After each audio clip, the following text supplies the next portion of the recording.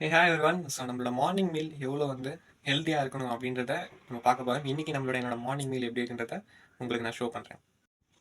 So first பார்த்தீங்கன்னா நம்ம ராஜ்மா அப்படின்னு சொல்லக்கூடிய கிட்னி பீன்ஸையும் எடுத்திருக்கோம்.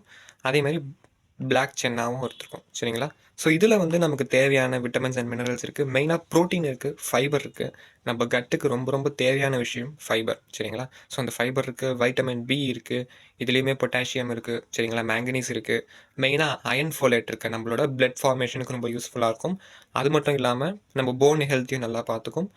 அதுக்கப்புறம் பார்த்தீங்கன்னா நம்மளோட க்ரீன் பனானாலையும் உங்களுக்கு பொட்டாசியம் இருக்குது. ஸோ அதே மாதிரி உங்களுக்கு ஆன்டி ஆக்சிடென்ட்ஸ் நிறையவே இருக்குது, ஃபைபர் நிறைய இருக்குது. சரிங்களா? ஸோ அந்த ஆன்டி ஆக்சிடென்ட்ஸ் மூலிமா நம்ம டேமேஜ் ஆன செல்ஸ் எல்லாமே ரிப்பேர் பண்ணுறதுக்கு ரொம்ப யூஸ்ஃபுல்லாக இருக்கும். அதுக்கப்புறம் பிளாக் ரைசின்ஸ் பார்த்தீங்கன்னா இதுலேயுமே நமக்கு அயன் இருக்குது. சரிங்களா? ஸோ இதில் எல்லா விஷயங்களுமே கலந்துருக்கனால நம்மளோட மார்னிங் மீல் இதை சாப்பிட்டுட்டு ஒரு ஒர்க் அவுட் போட்டோம் அப்படின்னா நம்மளை விட எனர்ஜெட்டிக்கான பீப்புள் இருக்க முடியாது. சரிங்களா?